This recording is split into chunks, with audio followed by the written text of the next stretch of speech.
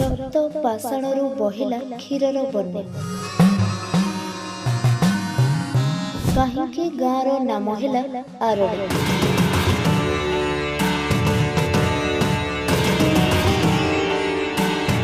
କଣ ରହିଛି ଏହି ଧାମର ଅଜଣା ରହସ୍ୟ।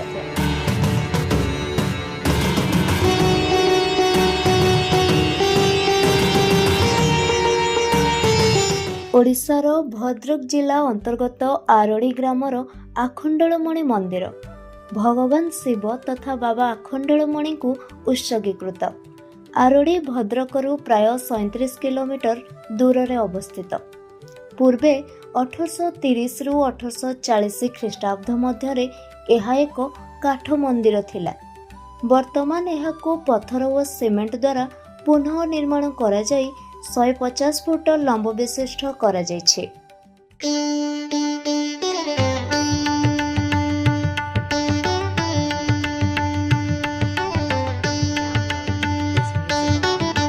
ଏହି ପ୍ରସିଦ୍ଧ ମନ୍ଦିର ଭଗବାନ ଶିବଙ୍କ ବାସସ୍ଥାନ ବୈତରଣୀ ନଦୀ କୂଳରେ ଆରଡ଼ିରେ ଅବସ୍ଥିତ।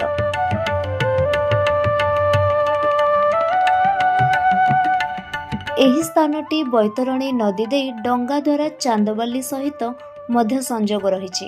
ଚାନ୍ଦବାଲି ଫେରିଘାଟରୁ ଆରଡ଼ି ଯିବାକୁ ଡଙ୍ଗାରେ ପ୍ରାୟ 2 ଘଣ୍ଟା ସମୟ ଲାଗିବ। ମନ୍ଦିରଟି ରାମେଶ୍ୱରପୁର ଗ୍ରାମର ପ୍ରସିଦ୍ଧ କାଳୀ ମନ୍ଦିରରୁ ମାତ୍ର 18 କିମି ଦୂରରେ ଅବସ୍ଥିତ।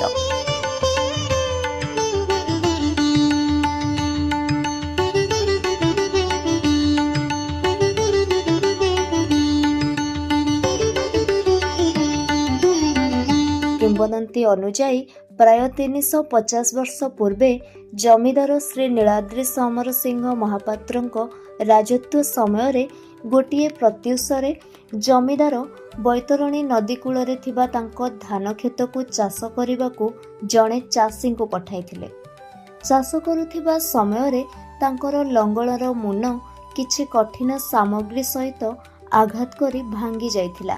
ଚାଷୀ ମାଟି ଆଡ଼େଇବାରୁ ରକ୍ତରେ ପୂର୍ଣ୍ଣ ଏକ କଳା ଗ୍ରାନାଇଟ୍ ପଥର ଦେଖିଲା, ଯାହାର ସ୍ରୋତ ବୈତରଣୀ ନଦୀ ଆଡ଼କୁ ବହି ଚାଲିଥିଲା ଓ ଏହା ରଡ଼ି କରୁଥିଲା। ଚାଷୀ ଆଶ୍ଚର୍ଯ୍ୟ ହୋଇ ଜମିଦାର ନୀଳାଦ୍ରି ସମର ସିଂହଙ୍କୁ ଡାକିବାକୁ ଦୌଡ଼ିଲା ଏବଂ ସେ ଶୀଘ୍ର ଘଟଣାସ୍ଥଳକୁ ଆସିଲେ। ରକ୍ତ ବଦଳରେ କ୍ଷୀରର ବନ୍ୟା ଏବଂ ପଥର ଉପରେ ଏକ ବିରାଟ କଳାନାଗ ଘୋଡ଼ାଇଥିବା ଦେଖିଲେ। ଏହି ପଥର ରଡ଼ି କରୁଥିବାରୁ ସେବେଠାରୁ ଏହି ଗାଁର ନାମକୁ ଆରଡ଼ି ବୋଲି ନାମକରଣ କରାଗଲା।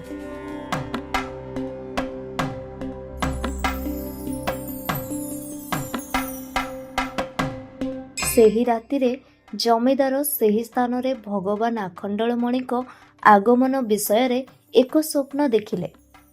ଏହି ଖବର ସ୍ଥାନୀୟ ଅଞ୍ଚଳରେ ଜଙ୍ଗଲ ନିଆଁ ପରି ବ୍ୟାପିଗଲା। ପରଦିନ ଜମିଦାର ନୀଳାଦ୍ରି ସମର ସିଂହ ମହାପାତ୍ର ମହାଦେବଙ୍କୁ ପୂଜା କରିବା ଆରମ୍ଭ କଲେ ଏବଂ ତୁରନ୍ତ ସେହି ସ୍ଥାନରେ ଏକ କାଠ ମନ୍ଦିର ନିର୍ମାଣ କଲେ।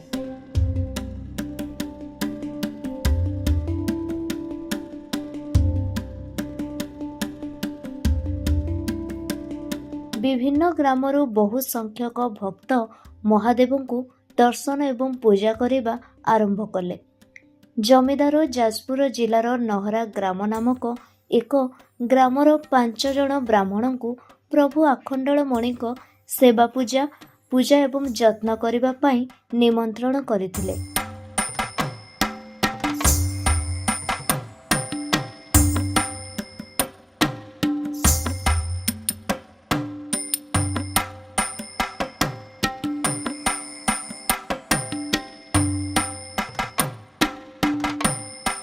ଆରଡ଼ିର ବର୍ତ୍ତମାନର ମୁଖ୍ୟ ମନ୍ଦିର କନିକାର ରାଜା ଶ୍ରୀ ହରିହର ଭଞ୍ଜ ଏବଂ ତାଙ୍କର ମୁଖ୍ୟ ରାଣୀ ସତ୍ୟଭାମା ପାଟଦେଈଙ୍କ ଦ୍ୱାରା ନିର୍ମିତ ହୋଇଥିଲା।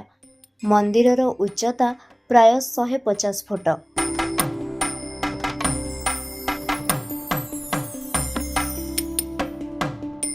ଏହି ମନ୍ଦିରରେ ବ୍ୟବହୃତ ସମସ୍ତ ପଥର ଚଣ୍ଡିଖୋଲ ନିକଟସ୍ଥ ଐତିହାସିକ ଲଳିତଗିରି ପାହାଡ଼ରୁ ଅଣାଯାଇଥିଲା। ମୁଖ୍ୟ ହଲ୍ ଶ୍ରୀ ନରସିଂହ ପ୍ରତାପ କୁମାର ନାମକ ଜଣେ ସନ୍ଥଙ୍କ ଦ୍ୱାରା ନିର୍ମିତ ହୋଇଥିଲା। ଏବଂ ମନ୍ଦିରର ଚାରିପାଖ କାନ୍ଥ ଶ୍ରୀ ଦର୍ଶନ ଶେଖର ଦାସ ନାମକ ଜଣେ ପ୍ରଖ୍ୟାତ ସନ୍ଥଙ୍କ ଦ୍ୱାରା ନିର୍ମିତ ହୋଇଥିଲା। ପରେ ମନ୍ଦିର ନିକଟରେ ଥିବା ଆଜିର ଭୋଗ ମଣ୍ଡପ ବର୍ତ୍ତମାନର ମନ୍ଦିର କାର୍ଯ୍ୟାଳୟ ସହିତ ସରକାରୀ ଉଦ୍ୟମରେ ନିର୍ମିତ ହୋଇଥିଲା।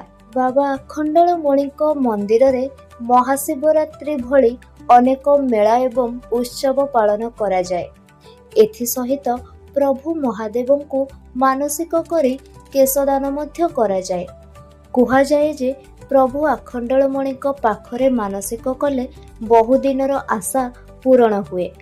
ଶ୍ରାବଣ ମାସରେ ବିଭିନ୍ନ ଅଞ୍ଚଳରୁ ବହୁ ସଂଖ୍ୟାରେ ବୋଲବମ୍ ଭକ୍ତମାନେ ଭଗବାନଙ୍କ ପୂଜା କରିବା ଏବଂ ଶିବଲିଙ୍ଗ ଉପରେ ପବିତ୍ର ଜଳ ଢାଳିବା ପାଇଁ ଆରଡ଼ିକୁ ଆସନ୍ତି।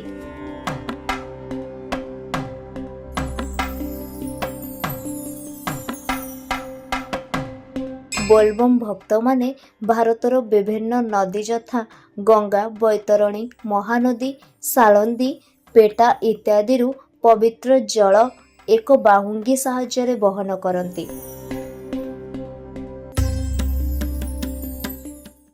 ଏହିପରି ରୋଚକ ଆଉ ଅଲୌକିକ କାହାଣୀ ଜାଣିବା ପାଇଁ ଆମ ଚ୍ୟାନେଲକୁ ସବସ୍କ୍ରାଇବ୍ କରନ୍ତୁ।